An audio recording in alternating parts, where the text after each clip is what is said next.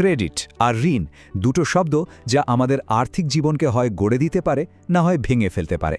মানে ব্যাপারটা হলো একই জিনিস কিভাবে কাউকে স্বাধীনতার দিকে নিয়ে যায়, আবার অন্য কাউকে ঋণের বোঝায় ডুবিয়ে দেয়।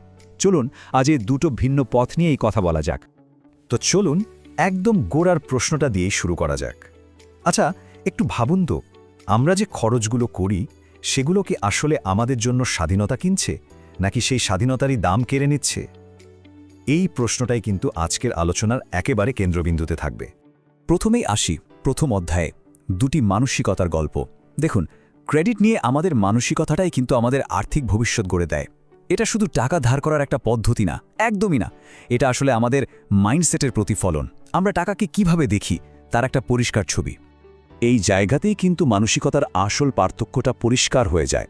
দেখুন, একদল মানুষ ঋণ ব্যবহার করে অ্যাসেট কেনার জন্য, মানে এমন জিনিস যা তাদের পকেটে আরও টাকা এনে দেবে, যেমন ধরুন কোনো ব্যবসা বা বিনিয়োগ। আর অন্যদিকে আরেক দল ঋণ নেয় এমন জিনিস কিনতে যার দাম সময়ের সাথে সাথে শুধু কমতেই থাকে। ভাবুন তো, একটা ব্র্যান্ড নিউ ফোন বা একটা ঝকঝকে নতুন গাড়ির কথা। তো আসল প্রশ্নটা হলো, ঋণ কি সম্পদ তৈরি করছে নাকি স্রেফ একটা বোঝা বাড়িয়ে দিচ্ছে? এবার আসি সেকশন 2তে, ক্রেডিট। এটা কি একটা কাজের টুল নাকি একটা পাতা ফাঁদ? এই ব্যাপারটা বুঝতে হলে আমাদের আগে এটা জানা দরকার যে এই যে কনজিউমার ক্রেডিট সিস্টেম, এটা আসলে কাদের সুবিধার জন্য ডিজাইন করা হয়েছে। এই বিষয়ে একটা খুব সহজ কিন্তু ভীষণ শক্তিশালী নিয়ম আছে। নিয়মটা হলো, যদি কোনো জিনিস কেনার পর সেটা পকেটে আরও টাকা না আনে, তবে সেই জিনিসটা ক্রেডিটে কেনা উচিত না। ব্যাপারটা একদম পরিষ্কার, তাই না? যে কোনো কিছু কেনার আগে এই একটা লাইন মাথায় রাখলেই কিন্তু অনেক কিছু সহজ হয়ে যায়। এই বিশ্লেষণটা বলছে ক্রেডিট সিস্টেমের কিন্তু একটাই উদ্দেশ্য, যে ধার নিচ্ছে তার কাছ থেকে টাকা কামানো। এই যে এত আকর্ষণীয় অফার আমরা দেখি, যেমন ধরুন সহজ মাসিক কিস্তি বা ইএমআই, এগুলো আসলে একটা টোপ। পুরো সিস্টেমটাই এমনভাবে ডিজাইন করা হয়েছে যাতে ঋণদাতা কোম্পানির লাভ নিশ্চিত হয়, ঋণ গ্রহীতার নয়। এবার আসি তৃতীয় সেকশনে, যার নাম ঋণের দাসত্ব। এখন আমরা এই আলোচনার সবচেয়ে শক্তিশালী আর সম্ভবত সবচেয়ে বিতর্কিত একটা রূপকের কথা বলবো। এখানে কনজিউমার ডেটকে, মানে ভোক্তা ঋণকে, আধুনিক দাসত্বের সঙ্গে তুলনা করা হয়েছে।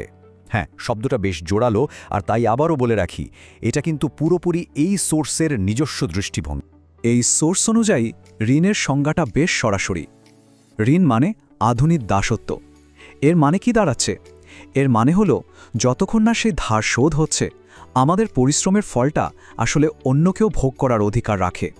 আরও সহজ করে বললে, ঋণে জড়িয়ে পড়া মানে সুদসহ নিজের স্বাধীনতাকে আবার কিনে না নেওয়া পর্যন্ত নিজেকে অন্যের জন্য কাজ করতে বাধ্য করা। আচ্ছা, এই ফাঁদ বা দাসত্বটা শুরু হয় কিভাবে? এর কয়েকটা ধাপ আছে। প্রথমত, আনসলিসিটেড ক্রেডিট অফার, মানে কোনো আবেদন ছাড়াই বিনামূল্যে ক্রেডিট কার্ডের অফার দেওয়া হয়। দ্বিতীয়ত, সহজ কিস্তির মাধ্যমে একটা ভ্রম তৈরি করা হয় যে কোনো দামি জিনিসই কেনা সম্ভব। আর শেষে লোন পরিশোধের সময়টা অনেক লম্বা রাখা হয়, যাতে ঋণদাতা সংস্থা সবচেয়ে বেশি সুদ আয় করতে পারে। এখানে স্টুডেন্ট লোনকেও কিন্তু এর একটা বড় উদাহরণ হিসেবে তুলে ধরা হয়েছে। এবার আসি চতুর্থ অধ্যায়ে, অ্যাফোর্ডেবিলিটি বা কোনো কিছু সাধ্যের মধ্যে থাকা, যেটা আসলে একটা বিপজ্জনক ভ্রম হতে পারে। চলুন এই খুব সাধারণ ধারণাটাকেই একটু ভেঙে দেখি। আচ্ছা, শুধু মাসিক কিস্তিটা দিতে পারলেই কি কোনো জিনিস সত্যি সাধ্যের মধ্যে চলে আসে? ক্রেডিটে কোনো কিছু কেনার পেছনে সবচেয়ে সাধারণ যে যুক্তিটা আমরা দিই, সেটা কি? সেটা হলো, কিন্তু আমি তো মাসিক কিস্তিটা দিয়ে দিতে পারবো।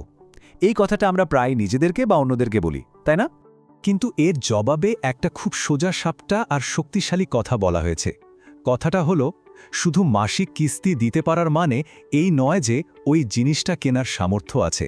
এই একটা বাক্যই কিন্তু অ্যাফোর্ডেবিলিটির পুরো ধারণাটাকে চ্যালেঞ্জ করে, আমাদের নতুন করে ভাবতে বাধ্য করে। এই ভ্রমের কিছু খুব পরিচিত উদাহরণ আমাদের চারপাশেই ছড়িয়ে আছে। যেমন ধরুন, কিস্তিতে লেটেস্ট আইফোনটা কিনে ফেলা, কিংবা এমন একটা গাড়ি চালানো যেটা একবারে ক্যাশ টাকা দিয়ে কেনা সম্ভব না, অথবা নিজের আয়ের তুলনায় অনেক বেশি ভাড়ার একটা অ্যাপার্টমেন্টে থাকা। এগুলো সবই কিন্তু এই একই ইলিউশনের অংশ। তাহলে এই সমস্যার সমাধানটা কি? পরামর্শটা খুবই সোজা সাপটা এবং মনে রাখার মতো। অ্যাক্ট ইয়োর ওয়েজ, মানে নিজের আয় অনুযায়ী জীবনযাপন করুন।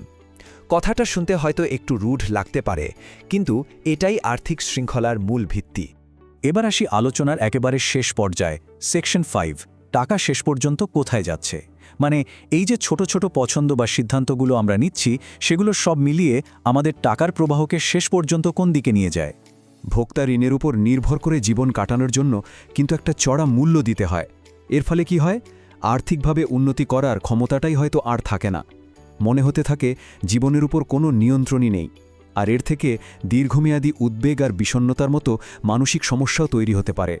সুতরাং এই দুটো পথে শেষটা কোথায় গিয়ে দাঁড়ায়? দেখুন, এক পথে টাকা খরচ হয় এমন সম্পদে যার মূল্য সময়ের সাথে সাথে বাড়ে, আর অন্য পথে টাকা খরচ হয় এমন জিনিসে যার মূল্য প্রতি বছর কমতে থাকে। আমাদের পছন্দই কিন্তু শেষমেশ আমাদের আর্থিক ভবিষ্যৎটা করে দেয়।